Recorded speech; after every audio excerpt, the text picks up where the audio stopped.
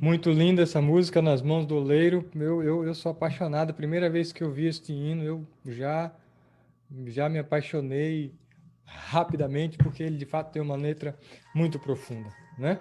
Eu quis colocar esse hino justamente para que a gente pudesse refletir um pouco, porque ele tem uma letra muito maravilhosa, muito especial, muito gostosa.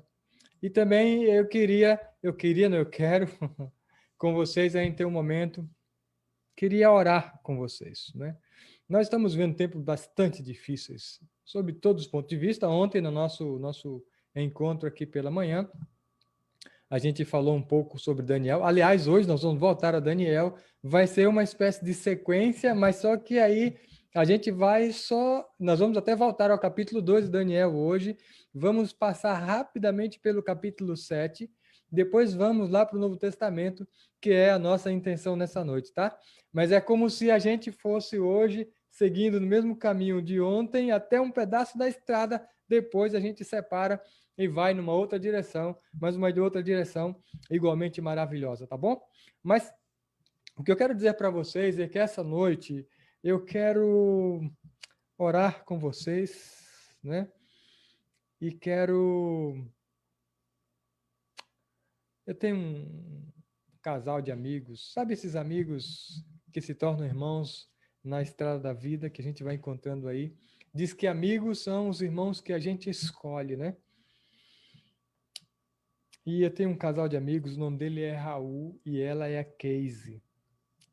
Eles estão com uma filhinha chamada Bela, os irmãos, nós estamos orando por ela, internada lá no estado do São Luís, né, em São Luís, no estado do Maranhão. A Bela está em estado muito grave, os pulmões bastante comprometidos. E hoje, a essa hora, eles estão sendo transferidos, né, para São Paulo, para um tratamento melhor, um tratamento mais tecnologia, outros remédios, outras técnicas, enfim. Então, esse instante eles estão viajando, devem estar numa UTI aérea, desses aí, sendo transportados lá para São Paulo. Eu quero, em nome da Bela, incluir também todas as outras pessoas que sofrem por causa do Covid e também por causa de outras doenças.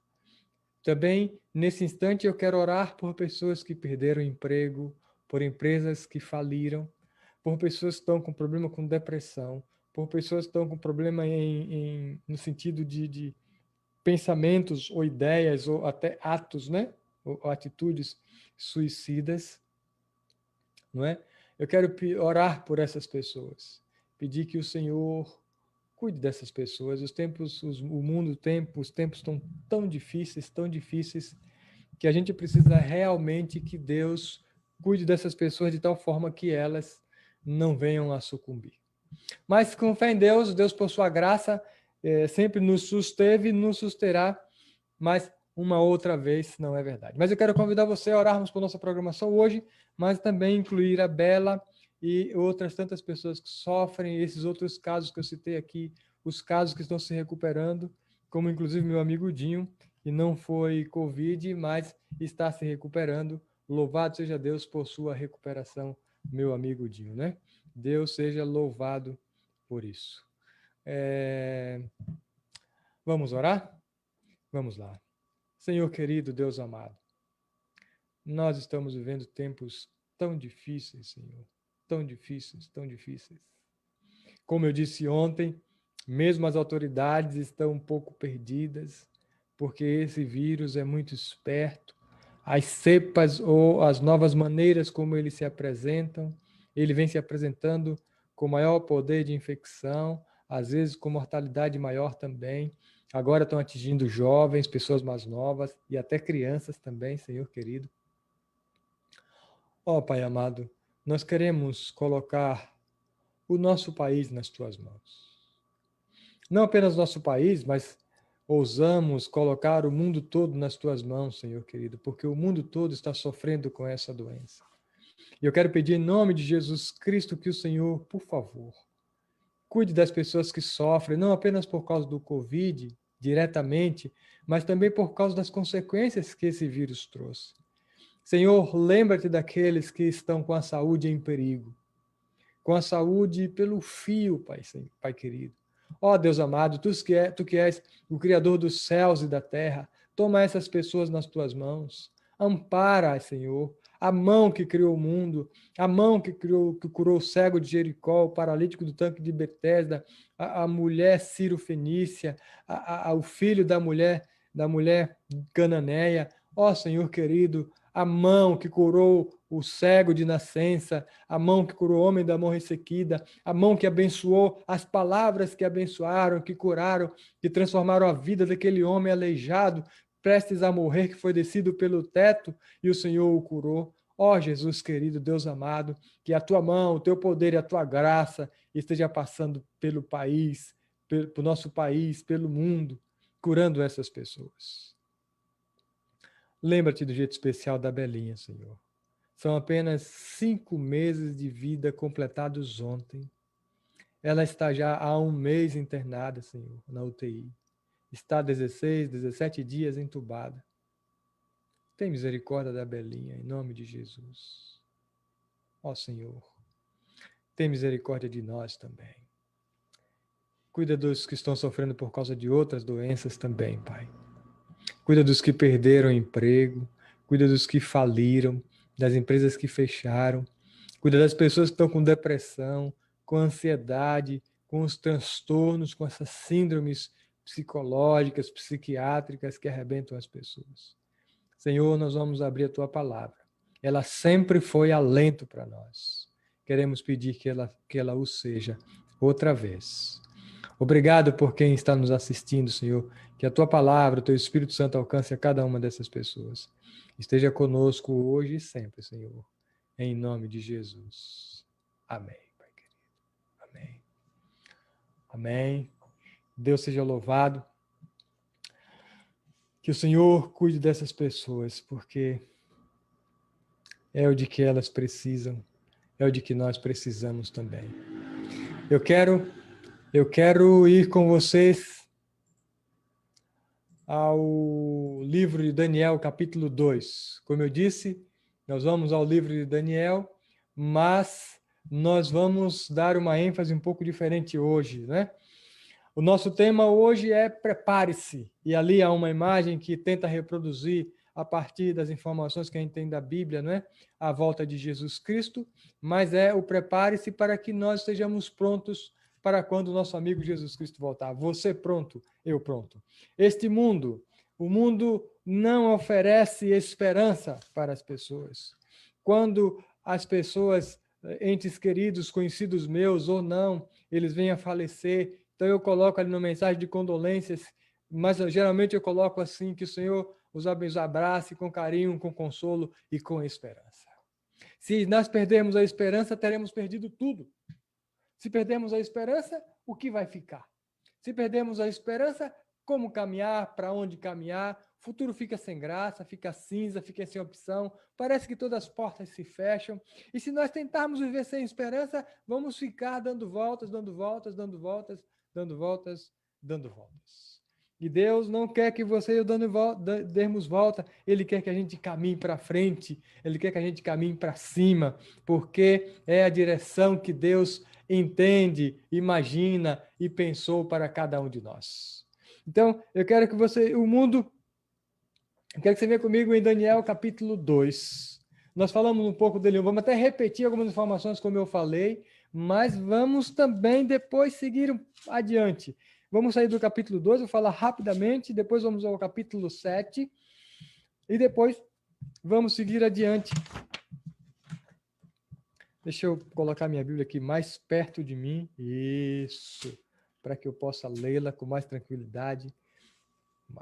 Como eu disse ontem, no Daniel capítulo 2, se você tiver com sua Bíblia e quiser acompanhar, senão não tem problema, eu vou apenas citar rapidamente, mas no capítulo 2, verso 34 e também 44 a 45, o rei Nabucodonosor tem um sonho, ele fica perturbado, ele não sabe o que é. E aí eu falei ontem que o sonho era uma estátua, vou repetir, especialmente porque há pessoas que não estão aqui hoje conosco, mas no sonho Nabucodonosor vê uma estátua. A estátua tem a cabeça de ouro, tem os peitos e os braços de prata, o abdômen de bronze e as pernas e pés de barro. E lá nos pés, lá embaixo, barro e ferro. Você deve guardar bastante, guarde bem essa informação, barro e ferro. Tá bom? Neste sonho, Daniel explicou para o rei Nabucodonosor que era o reino de Babilônia a cabeça de ouro, o Império Medo-Persa a parte de prata, a parte de bronze o Império Grego e a parte de ferro o Império Romano. E Deus estava dizendo justamente para Nabucodonosor que Babilônia passaria, depois viria um reino um pouco menos poderoso, depois outro menos poderoso ainda, depois outro ainda menos poderoso, que era o Império Romano, não é? Então, essa característica de cada reino ser gradativamente menos poderoso que o outro estava representado ou simbolizado pela nobreza dos materiais na estátua. O ouro, que é mais precioso que a prata, que é mais precioso que o bronze, que é mais precioso do que o ferro. Então, mas aí um detalhe que eu não falei ontem, eu quero falar para você, que aparece no capítulo 2, o verso 34, que diz assim: quando estavas olhando, uma pedra foi cortada, pedra cortada sem o auxílio de mãos. Feriu a estátua nos pés de ferro e de barro e os esmiuçou. Agora, os versos 44 e 45 dizem assim: mas nos dias desses reis, o Deus do céu suscitará um reino que não será destruído jamais. Esse reino não passará a outro povo, esmiuçará e consumirá todos esses reinos, mas ele mesmo subsistirá para sempre. Se você quiser indo para o caminho, capítulo 7, enquanto eu vou explicando para você, nós vamos ler os versos 13 e 14 e depois o verso 27 também, tá bom? Essa sequência de reinos que aparece representada pelos materiais da estátua, no capítulo 7, ela aparece agora, essa sequência de reinos aparece simbolizada por animais. Então, Babilônia, que era a cabeça de ouro, agora é o leão, né? O leão, depois aparece o urso, aparece o leopardo, e o quarto animal é um animal terrível e espantoso. Então, Babilônia aparece representado agora pelo leão, depois o Império Medo-Persa é representado pelo urso, depois o Império Grego é representado pelo leopardo, e por sua vez o Império Romano é representado por um animal. Daniel não descreve o animal, ele diz que era um animal terrível e espantoso. Certamente não era um animal pertencente à fauna. É fauna? Eu sempre confundo fauna com flora. Flora, plantas, flores, etc. Né? Fauna, os animais. Que não pertencia à fauna babilônica, à fauna caldeia. Então ele diz que era um animal terrível, espantoso. Esse animal tem muitas cabeças, tem diversos chifres, e tudo isso é muito assustador para Daniel. Óbvio, tudo que o homem desconhece é assustador. Tudo que nós desconhecemos é assustador. Né? Então, por isso, a gente fica, às vezes, preocupados com aquilo que a gente desconhece. É natural para você e para mim, foi natural para Daniel, foi muito mais natural ainda para o nosso amigo, força de expressão, Nabucodonosor, que não estava entendendo nada. Agora, um detalhe importante, quando você estiver lendo Daniel capítulo 2 e outros capítulos, e for para Daniel capítulo 7, eu quero que você preste atenção no seguinte detalhe. Daniel tem... É um nome complicado em teologia, nem vou dizer para vocês, que não vai valer a pena vocês guardarem, mas ele tem uma característica que é a seguinte: ele repete às vezes a informação, só que ele amplia um pouco mais. Por exemplo, quando no capítulo 12 ele fala dos reinos, ele apresenta simplesmente as sequências de reinos, as sucessões de reinos, a sucessão histórica. Depois, no capítulo 7, ele amplia, ele traz esses reinos, mas também traz as suas atividades, inclusive, especialmente, atividades religiosas. E esse detalhe é mais presente, é mais particular, é mais evidente ainda no capítulo 7, porque ele fala ali também, não apenas das questões políticas, das guerras, das sucessões de reinos, de reino lutando contra reino, mas também de aspectos religiosos. Vamos lá. No capítulo 7, no verso 13, Daniel diz assim: eu estava olhando nas minhas visões da noite, eis que vinha com as nuvens do céu como o Filho do Homem. Essa expressão, Filho do Homem, não vai dar para a gente explorar aqui, mas ela é riquíssima, é extremamente importante na Bíblia. Normalmente ela está ligada à cena de juízo, à cena da volta de Jesus Cristo, não é? um como o filho do homem, e dirigiu-se ao ancião de dias e o fizeram chegar até ele. E o verso 14 diz assim: foi-lhe dado domínio e glória e o reino para que os povos, nações e homens de todas as línguas o servissem. O seu domínio é domínio eterno, que não passará, e o seu reino será jamais destruído. No verso 27, ele diz assim: o reino e o domínio e a majestade dos reinos debaixo de todo o céu serão dados ao povo dos santos do Altíssimo, e o seu reino será reino eterno, e todos os domínios o servirão e lhe obedecerão. Aí ele diz ainda no verso 28, aqui terminou o assunto. Certo? Essa passagem está em paralelo com o finalzinho, essa que a gente leu no capítulo 2, porque apresenta a sequência de reinos, e aí, no final do reino, que é o reino Império Romano, ele diz que uma pedra imensa, cortada, sem auxílio de mãos, vem e bate nos pés da estátua, e destrói a estátua, e diz que a pedra se enche, e se cresce melhor, e enche o mundo. Então, meus amigos queridos, agora no capítulo 7, não aparece mais uma pedra, mas ele fala que aparece um ser, como o filho do homem. Como eu disse, essa expressão filho do homem está ligada a cenas de juízo. Então, ele diz que aparece o filho do homem e estabelece o seu reino.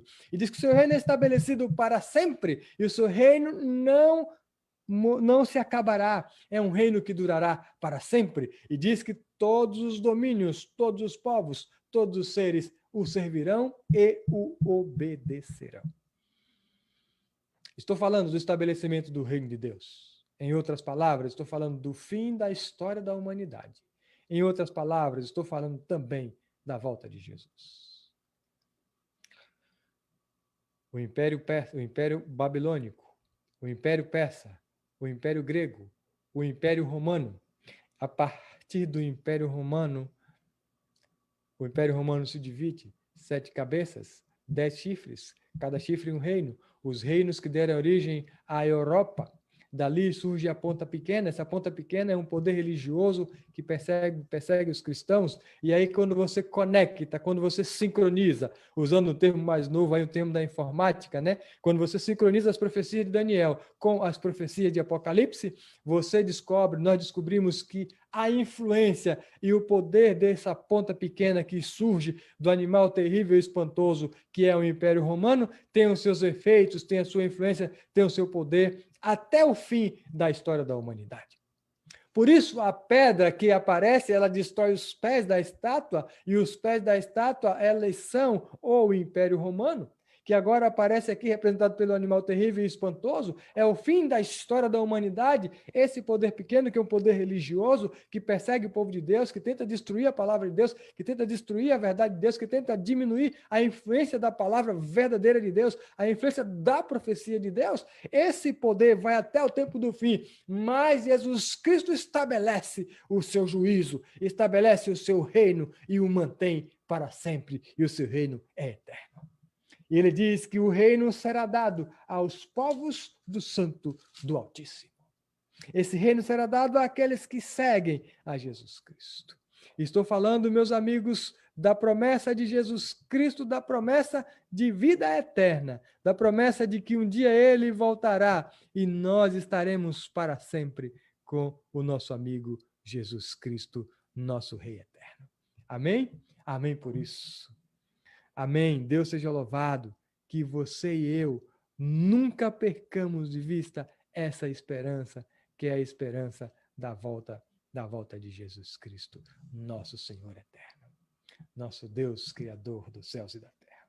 Então, eu quero que você venha comigo agora ao Novo Testamento. Por uma questão de tempo, talvez não leia todos os versos aqui, mas eu quero falar da promessa da volta de Jesus.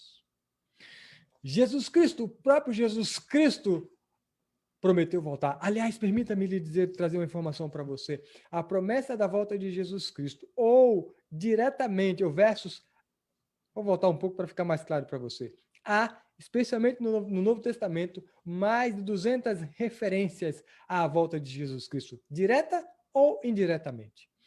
Se a volta de Jesus Cristo é tão citada no Novo Testamento, isso quer dizer que esse tema era um tema importante para os discípulos. Era um tema que estava vicejando pela mente das pessoas. Era um tema que rolava nas conversas das pessoas, nas portas de banco, nos comércios, nas casas, nas rodas de conversa, no momento de lazer, nos campos de futebol, nas quadras. Estou atualizando, é óbvio que não existia campo de futebol, quadras de esporte, essas coisas naquela época, não é? Mas para dizer que era uma conversa que rolava. Jesus Cristo veio e passou 3 anos e meio com seus discípulos. Quando ele estava para voltar ao céu, os discípulos estão tristes, estão preocupados. Então, Jesus Cristo diz a eles assim: não se preocupem, amigos, eu vou voltar. João capítulo 11, capítulo 14, os versos 1 a 3. Ele diz assim: não se turbe o vosso coração, crede em Deus, creiam também em mim. Na casa do meu pai há muitas moradas. Se não fosse assim, eu teria dito a vocês. Se fosse diferente, eu teria dito a vocês. Se não fosse assim, eu não enganaria vocês. Mas eu vou preparar lugar. E quando tiver tudo pronto, voltarei e estarei com vocês. Porque eu quero que onde eu esteja, vocês também possam estar. Amigos queridos, irmãos amados, o nosso amigo Paulo também faz referência a essa volta de Jesus Cristo, quando ele escreve a carta aos irmãos de Tessalônica, na Grécia, no capítulo 4, ele diz assim: irmãos, quando for dada a ordem, quando for tocada a trombeta, quando o Jesus Cristo vai voltar, os mortos vão ressuscitar, os vivos vão se encontrar com ele no céu, e assim estaremos para sempre com o Senhor. Pedro também fez referência a esse instante da volta de Jesus Cristo. Ele diz: virá o dia de Jesus Cristo. Ele ainda chega a dizer assim: virá como um ladrão. Essa expressão é muito importante.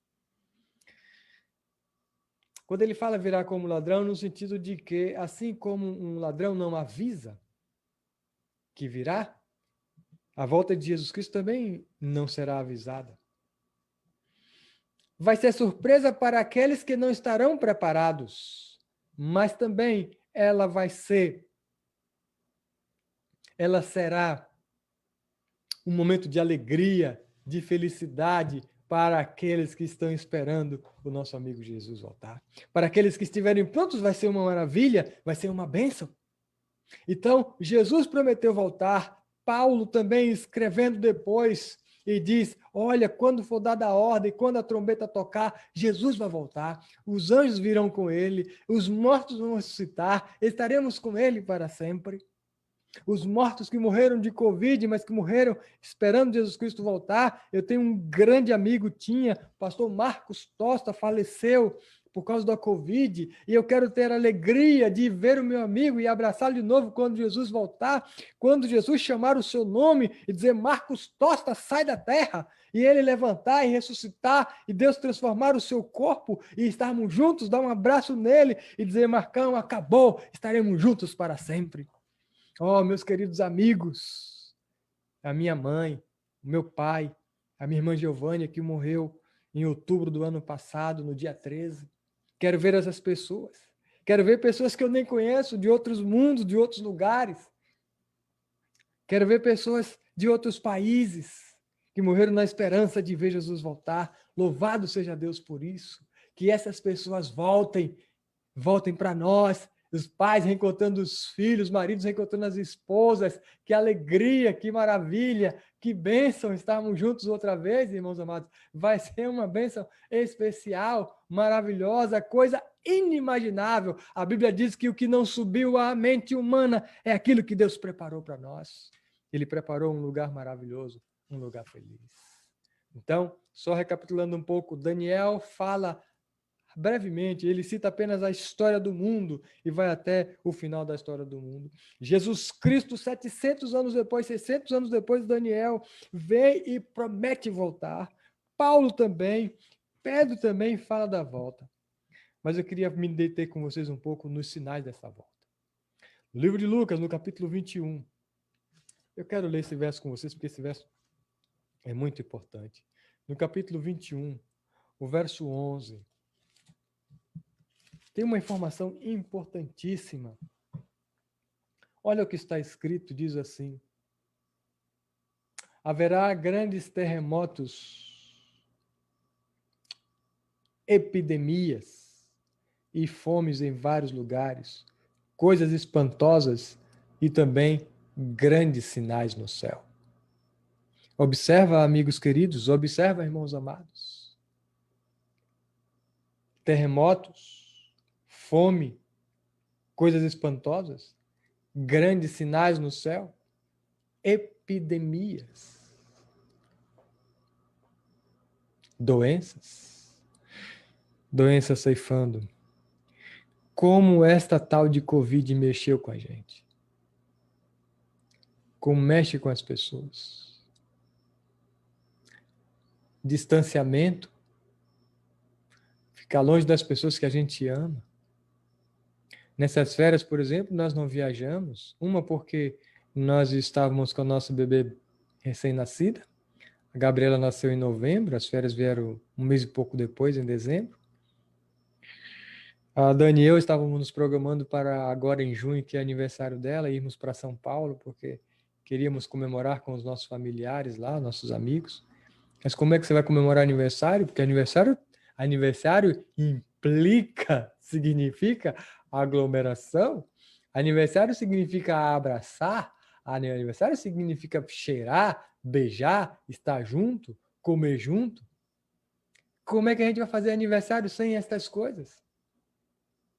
Então, meus irmãos amados, meus amigos queridos, nós simplesmente desistimos.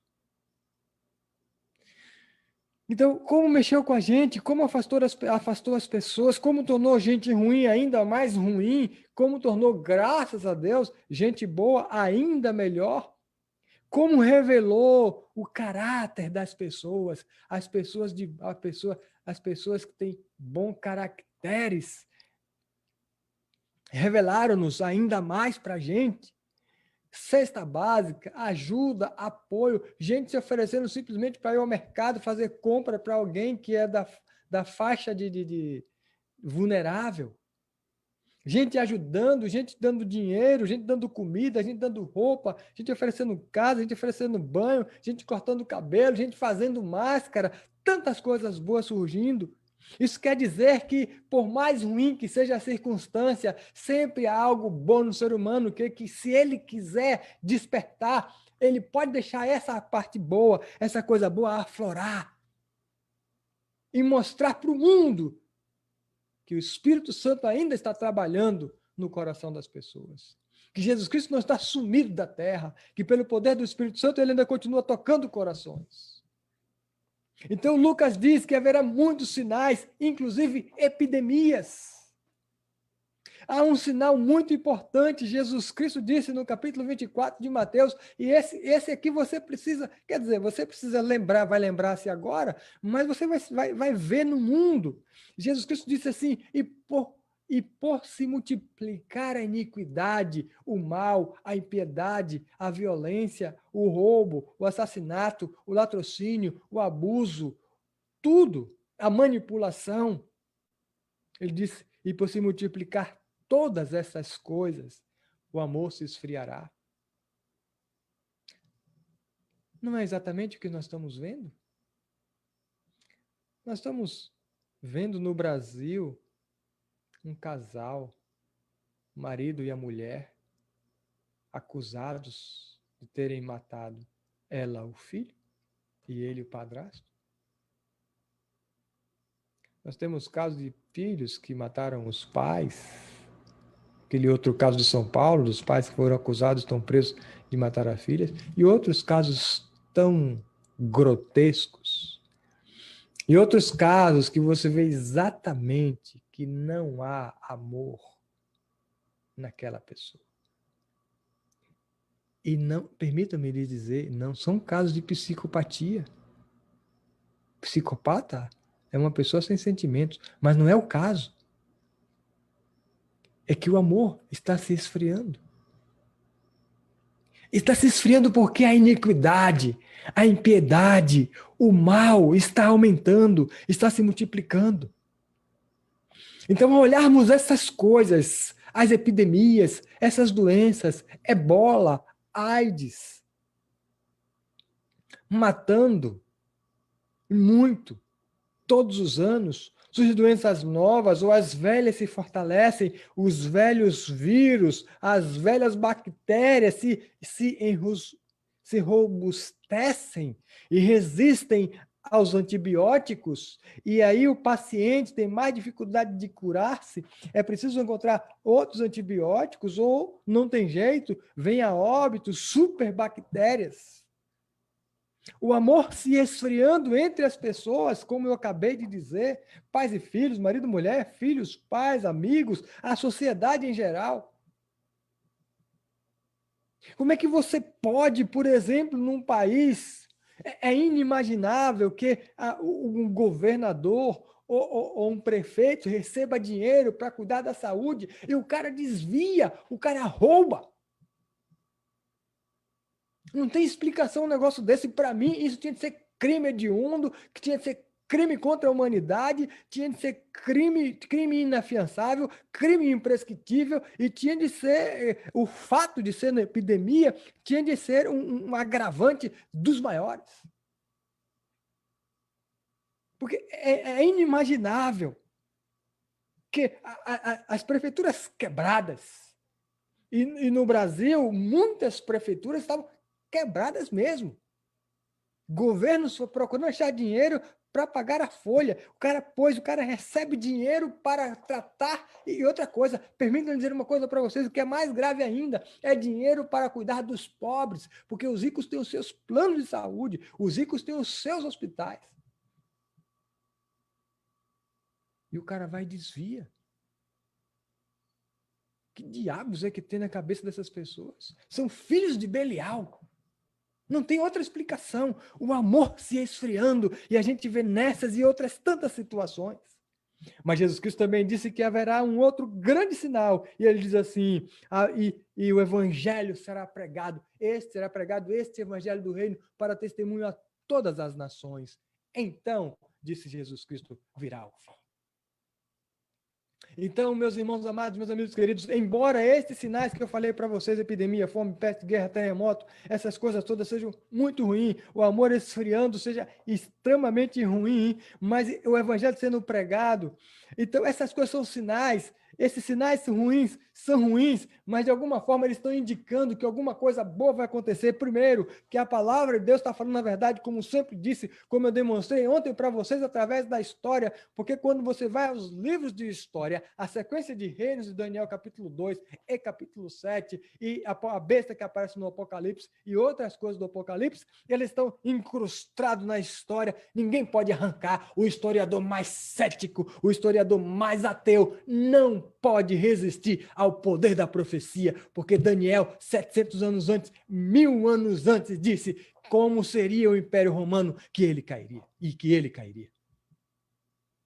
Ora, se a gente não consegue dizer como será o amanhã, como a gente vai dizer alguma coisa sobre daqui 1000 anos? Pois Daniel disse 1000 anos antes que o Império Romano cairia. Ora, se essas coisas todas que a Bíblia falaram só aconteceram e aconteceram exatamente como a Bíblia disse, para mim é tranquilamente, tacitamente aceito, óbvio, com meus questionamentos, perguntas e pesquisas, mas eu aceito tranquilamente que a palavra de Deus está falando a verdade, e o grande sinal que Jesus Cristo falou é a pregação do Evangelho. Deixa eu citar um exemplo para você de pregação do Evangelho. Aliás, deixa eu esclarecer uma coisa aqui. Quando a Bíblia diz assim, este evangelho do reino será pregado, não está dizendo que o evangelho será pregado apenas com a ação humana,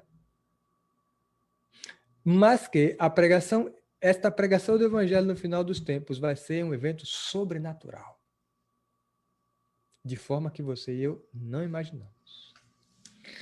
Aliás, Deus tem 1000 maneiras de fazer a sua obra, das quais a gente não sabe absolutamente nada. Mas eu vou citar um exemplo aqui rapidamente para vocês.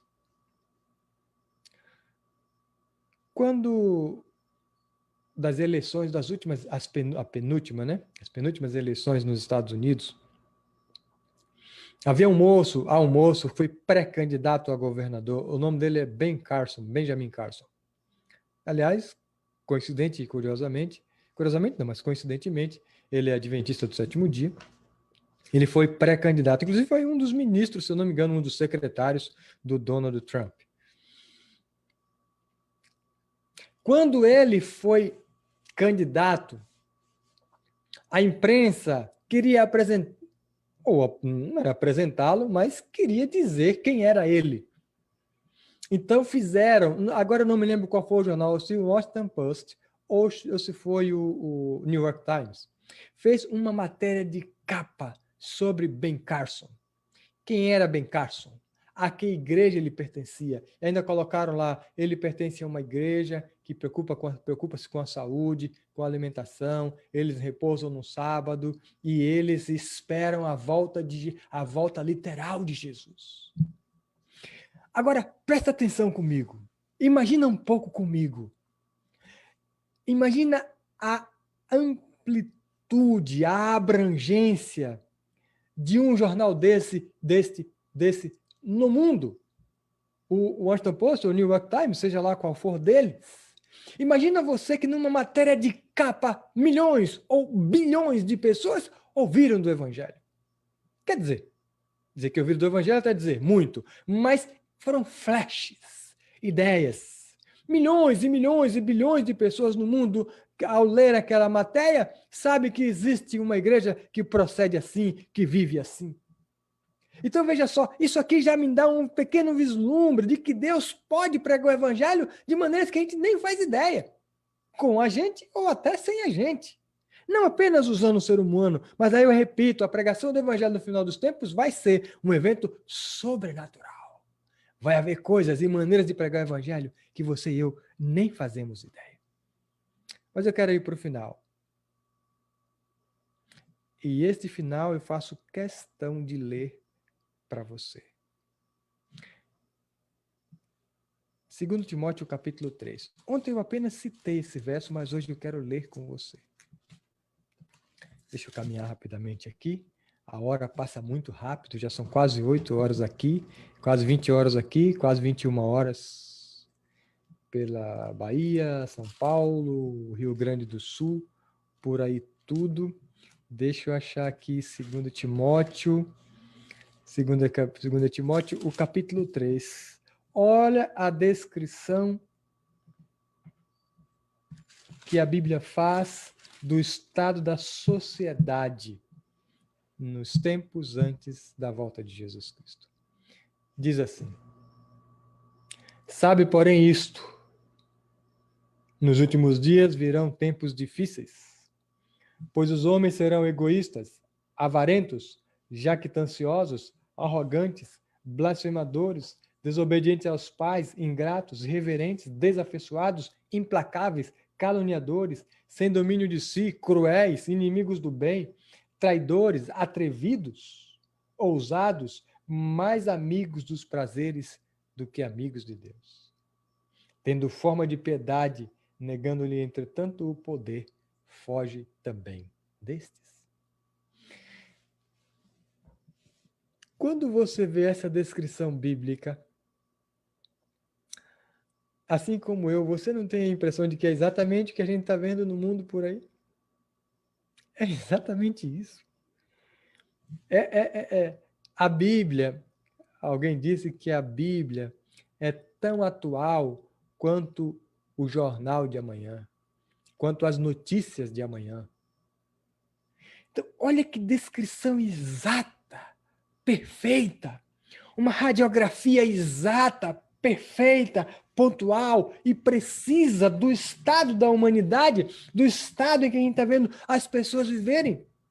Você sabe que o mundo esperava, depois do Renascimento, depois da Revolução Francesa, depois da exaltação da ciência, depois da chegada da filosofia, penso, logo existo, depois dessas coisas todas, que a humanidade atingiria um momento especial, um brilho, o homem seria muito melhor, infinitamente melhor.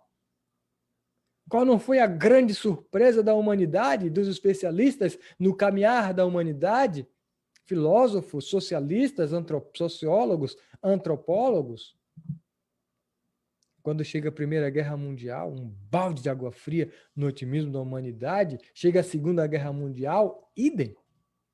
Nós somos a geração, nós, vocês e eu que estamos vendo em 2021, somos a geração que mais recebeu informação. A informação que no passado se dobrava há 100 anos, às vezes 50, depende do tempo que nós estivermos falando, mas hoje, a cada 5 anos, a informação está se dobrando no mundo. Você pode acessar do seu computador, do seu celular, né? Se você tiver um celular, você pode acessar a biblioteca de diversas universidades no mundo, pode assistir aula, você pode fazer curso, você pode até pregar. Você pode até pregar o evangelho, um computador, uma câmera, um celular, um microfone, uma Bíblia. Louvado seja Deus por isso. Aliás, eu aproveito para dar um conselho para você que é crente. Aproveite esse recurso. Abra o seu telefone. Eu vejo, me desculpe aqui, aproveitar para fazer um desabafo em parênteses, mas as pessoas passam Instagram, Facebook, o pessoal já está usando menos, né? Especialmente os mais jovens. Instagram, TikTok, e o Facebook também. Mas eu vejo pessoas que postam um monte de coisa, e às vezes postam coisas que conspiram contra a própria fé. Um dia desses, não vou entrar em detalhes, mas um dia desses eu vi uma postagem, alguém postou uma música, era uma música que tem pelo menos 2 partes da Bíblia, 2 partes da música, melhor dizendo, que conspiram contra a nossa fé. Falando de drogas, falando de outras coisas. Por que não usa isso para pregar o evangelho? Por que não usa para ajudar as pessoas? As pessoas vão se perdendo nessas coisas. Vídeo disso, vídeo daquilo. Coloca um verso bíblico. Ninguém sabe que é crente. Olhando pelas redes, né? Enfim.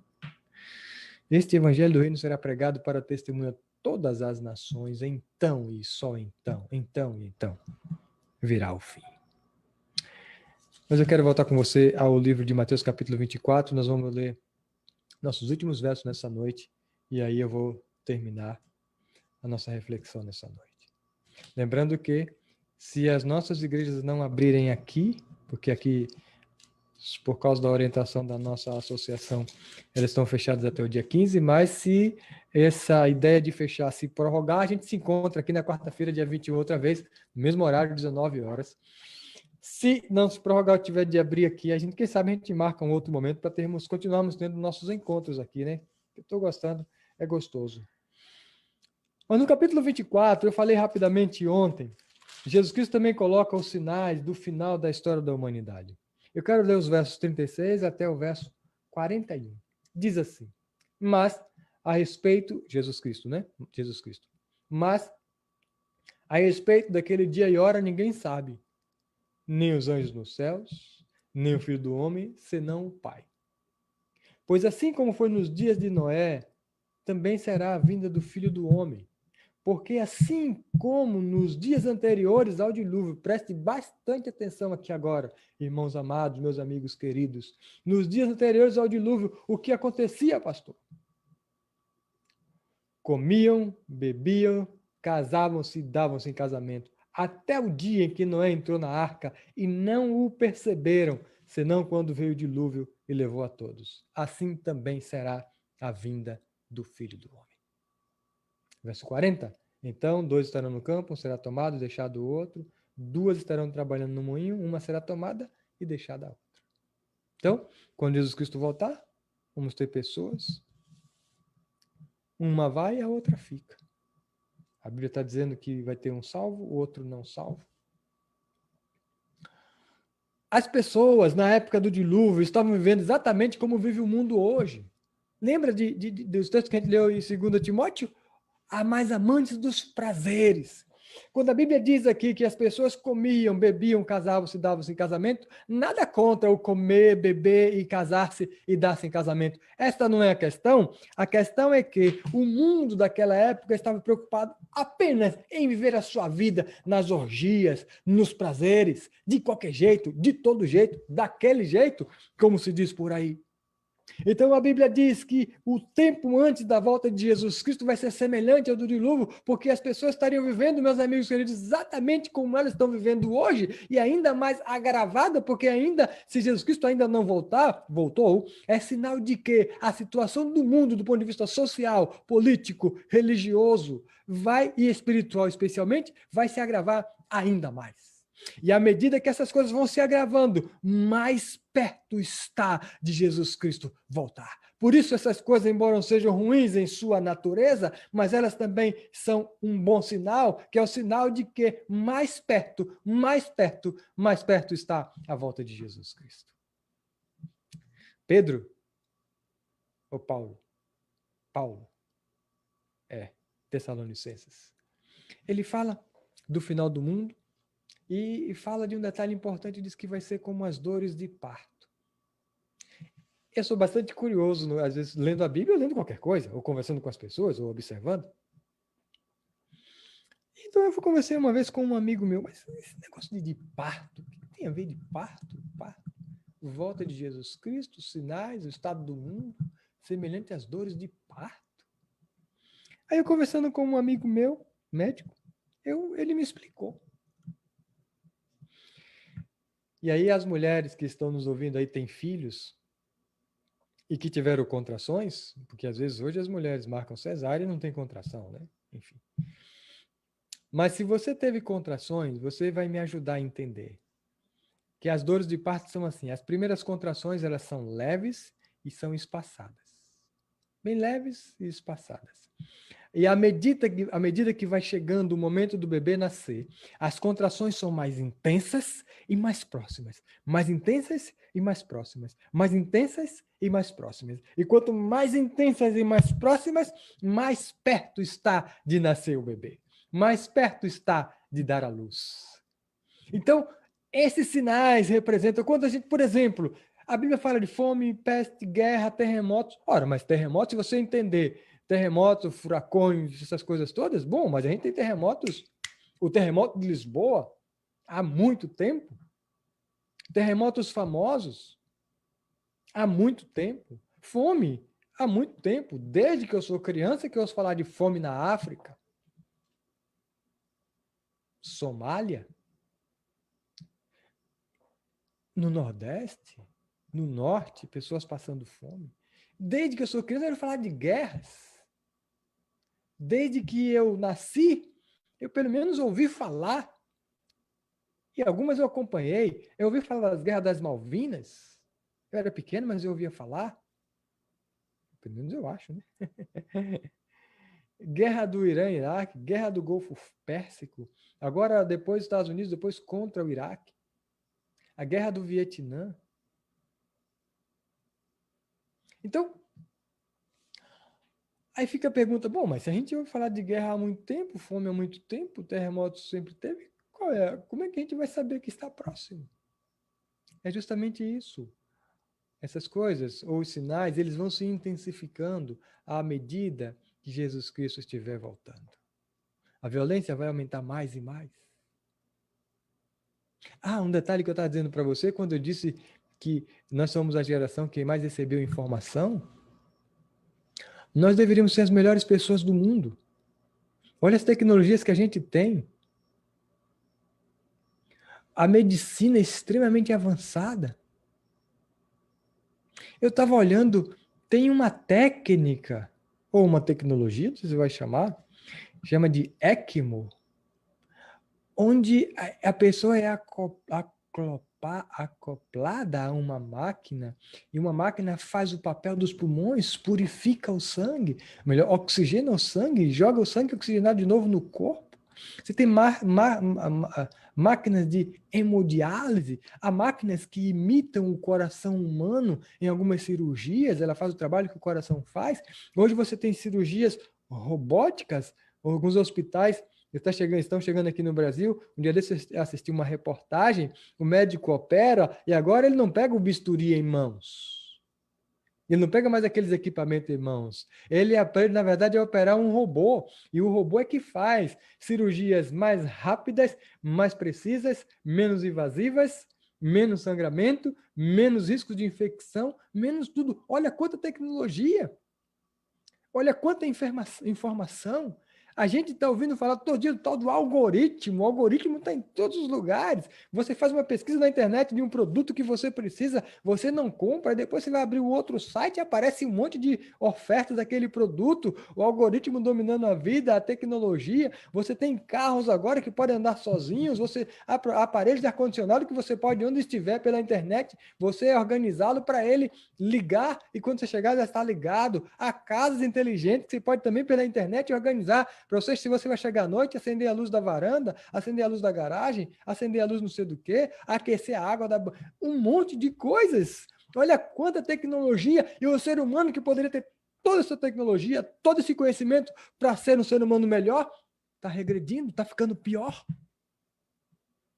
Basta você olhar os casos de racismo. Racismo é uma estupidez sem tamanho. Não faz sentido. As pessoas estão cancelando umas às outras. Isso é obra satânica. Para mim não tem outra explicação. Com tanto conhecimento, com tanta inteligência, com tanta abertura, e as pessoas... Discriminação, racismo, violência. Você não consegue discutir nenhum assunto decente hoje com muita gente. Se você falar uma coisa que você discorda, você não vale nada, você isso, você aquilo, você mais não sei o quê, já te taxa de um monte de coisa. E outra coisa, permitam dizer para vocês uma coisa seguinte, as pessoas estão emburrecendo. Não leem mais. Os jovens saem do ensino médio, não conseguem compreender um texto, um parágrafo um pouco maior. Não conseguem ir além dos caracteres do Twitter.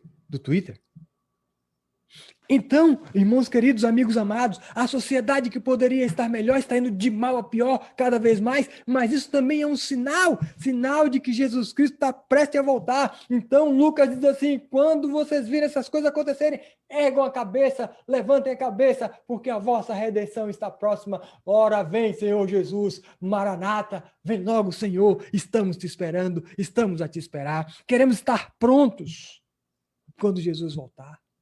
Queremos ver os nossos entes queridos outra vez. Queremos sair desse mundo em que não há segurança na saúde, não há segurança física, não há segurança jurídica, não há segurança política, não há segurança em nem nada.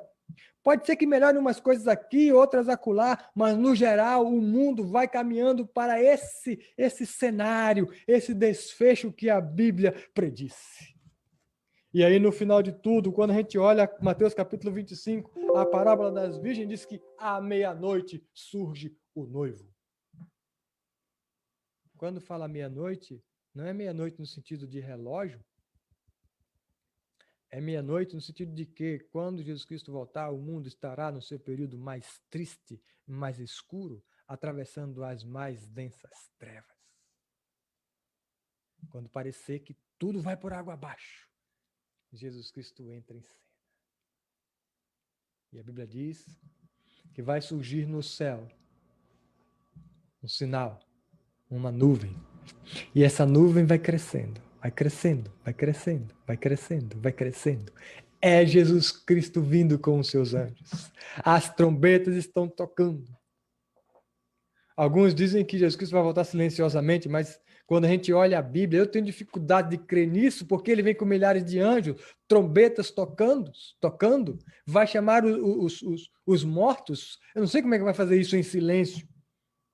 Mas, amigos queridos, neste final todo, Jesus Cristo, nesse tempo todo, Jesus Cristo está pronto para voltar. Daniel disse assim, que quando chegar o tempo do fim, haverá um tempo de angústia como nunca houve.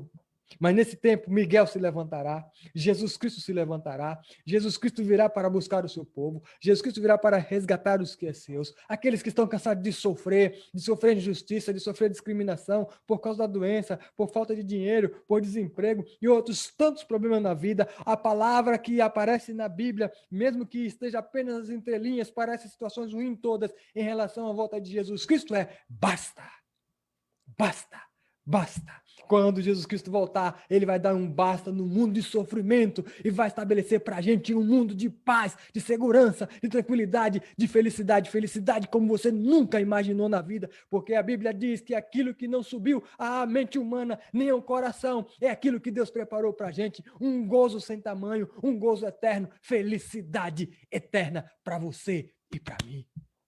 Louvado seja Deus. Que Jesus Cristo surja logo, que ele venha logo. Mas enquanto ele não vem, fica firme. Não desista, por favor. Não desista, tá? Enquanto ele não vem, não desista. Siga esperando. Aliás, é uma música linda do Quarteto Arautos do Rei, que significa enquanto ele não vem. Eu tinha preparado uma outra música para eu colocar aqui no final, mas de repente eu coloquei essa, não sei. Talvez eu a coloque aqui. Enquanto ele não vem. Fica firme.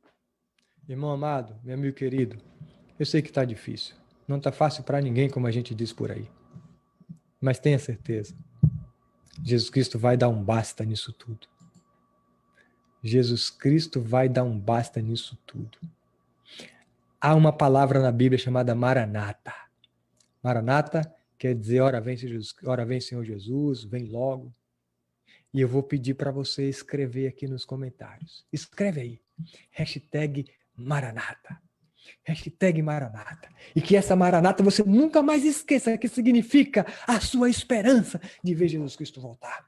O mundo estará vivendo na época da volta de Jesus Cristo no seu tempo mais difícil, mais complicado, mas tenha certeza, a palavra de Jesus Cristo que se cumpre, como a gente viu ontem com as profecias de Daniel, que a gente vê quando olha as profecias do Apocalipse. Se ele disse que veio e viria e veio. Se ele disse que morreria e morreu. Se ele disse que ressuscitaria e ressuscitou. Se ele disse que vai voltar, aguarde, espere, confie, fica firme, não desista.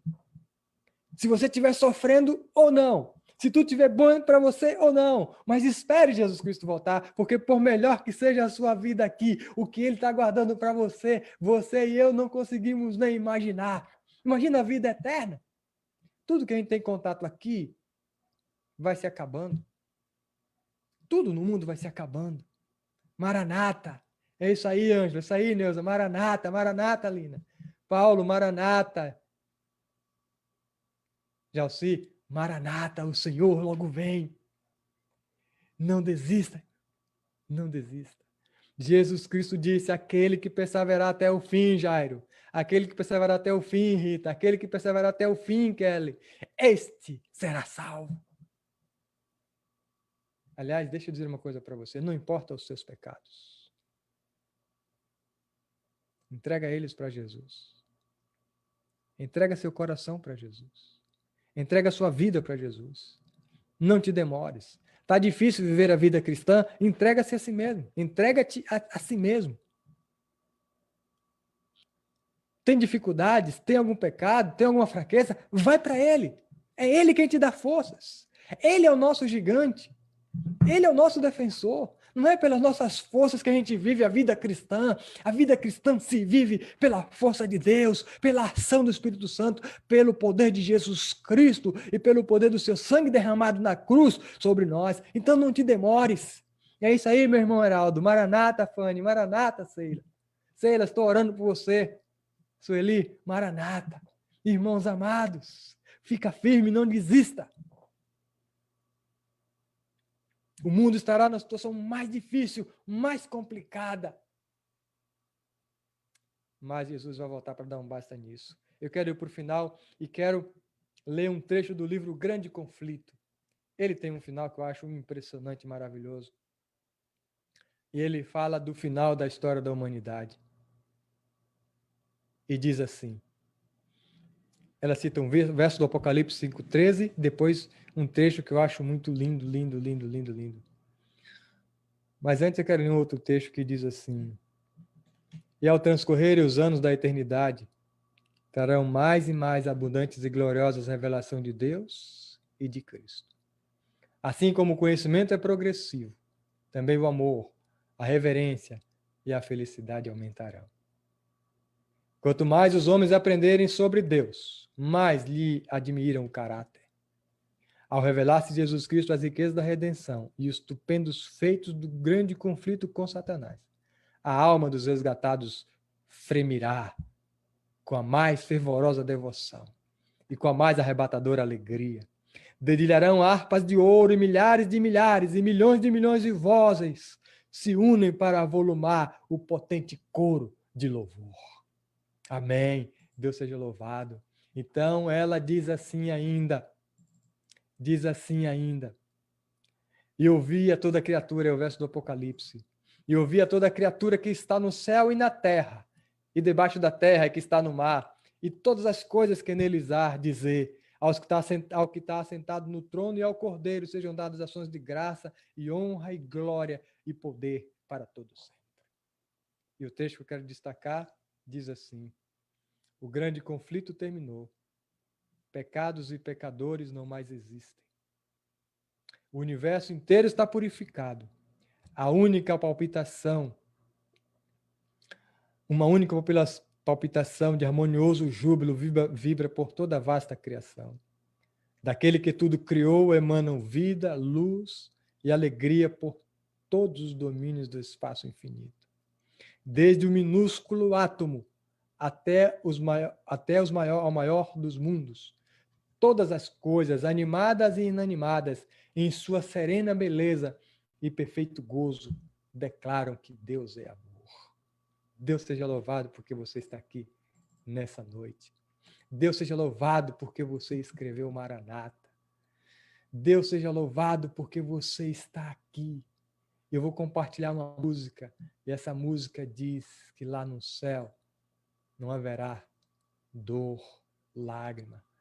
Preste atenção nessa música e daqui a pouco voltaremos para juntos orarmos para o final da nossa noite.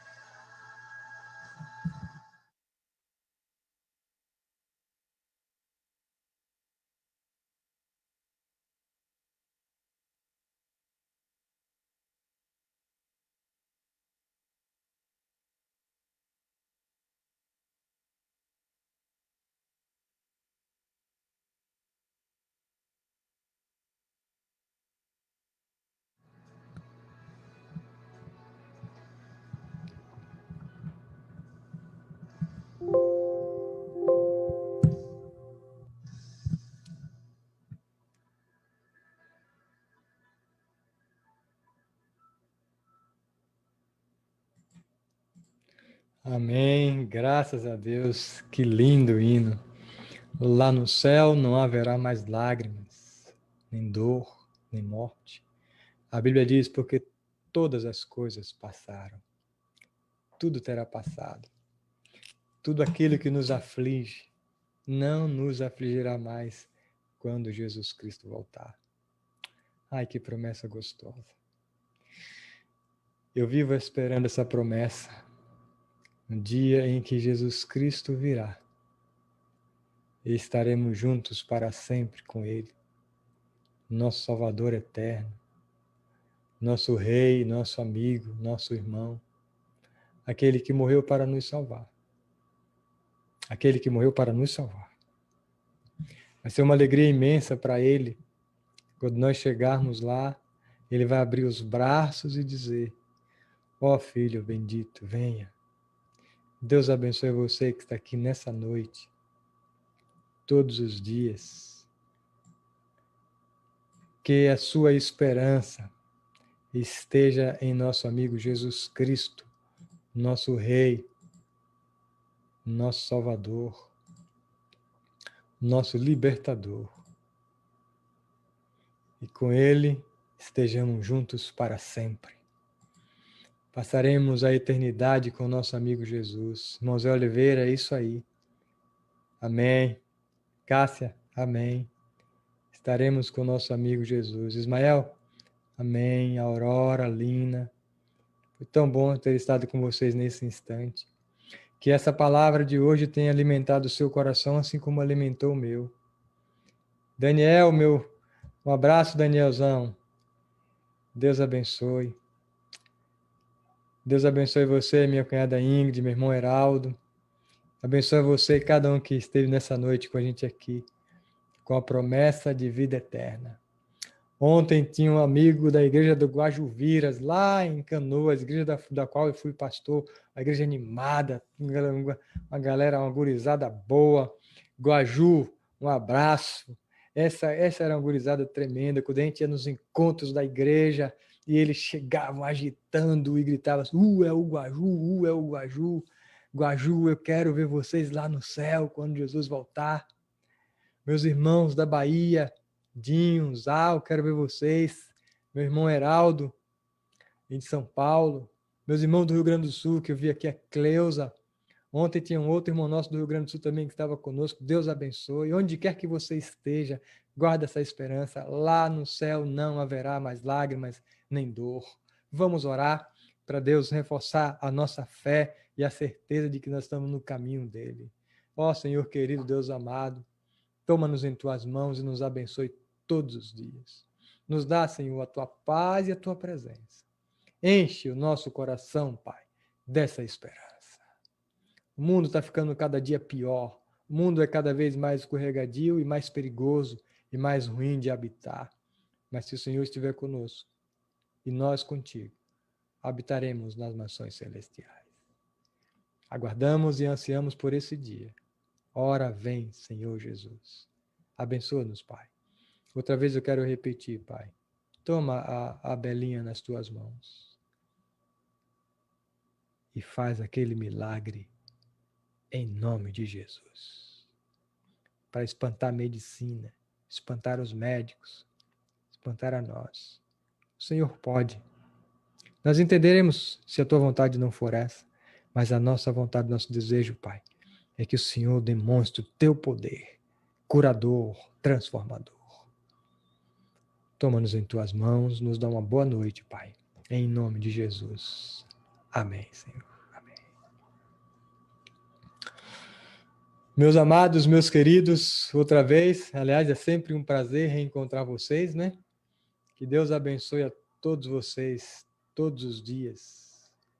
Que o Senhor esteja com vocês sempre, sempre, sempre.